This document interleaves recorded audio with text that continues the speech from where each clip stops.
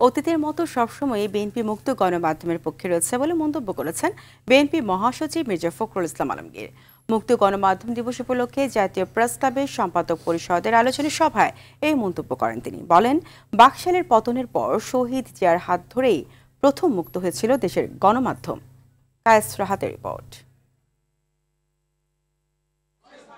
দুপুরে বিশ্বমুক্ত গণমাধ্যম দিবস উপলক্ষে প্রেস ক্লাবে এক আলোচনা সভার আয়োজন করে সম্পাদক পরিষদ।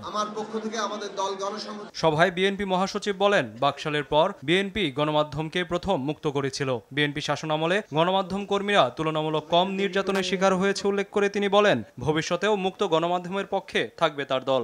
আমরা নির্দ্বিধায় তো দৃঢ়চিত্তে স্পষ্ট করে বলতে পারি, আমরা বরাবরই সংবাদপত্রের স্বাধীনতার পক্ষে ছিলাম, আছি এবং ভবিষ্যতে থাকব।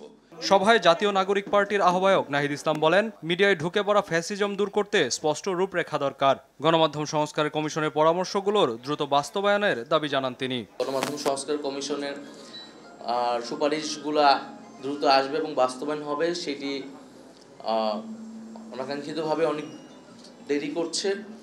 তা আমি মনে করি যে সেটি দ্রুত হওয়া উচিত। ডেইলি স্টার সম্পাদক মাহফুজ আনাম বলেন, মিথ্যা মামলায় সাংবাদিক নির্যাতন বন্ধে সরকারের এগিয়ে আসা উচিত। আর সাংবাদিকদের ঐক্যবদ্ধ থাকার আহ্বান জানান মানব জমিনের প্রধান সম্পাদক মতিউর রহমান চৌধুরী। এই মুহূর্তে সাংবাদিকদের উপরে যে নির্যাতন হচ্ছে এই মামলা মাধ্যমে সরকারকে অনুরোধ করছে আইন উপদেষ্টা, হোম স্বরাষ্ট্র উপদেষ্টা এবং অন্যান্য যারা এর মধ্যে আছেন তাদেরকে উদ্যোগী হয়ে তারা যেন একটা দৃষ্টান্ত স্থাপন করে। আমাদের মধ্যে যে অনৈক্য বিভাজন আমাদের সবচেয়ে বেশি ক্ষতি করছে। এই অবস্থায় আমি আশা করব পত্রিকায় ইদানিং আবার টেলিভিশনে যে বিভেদ সৃষ্টি হয়েছে এটা অবিলম্বে বন্ধ হওয়া উচিত।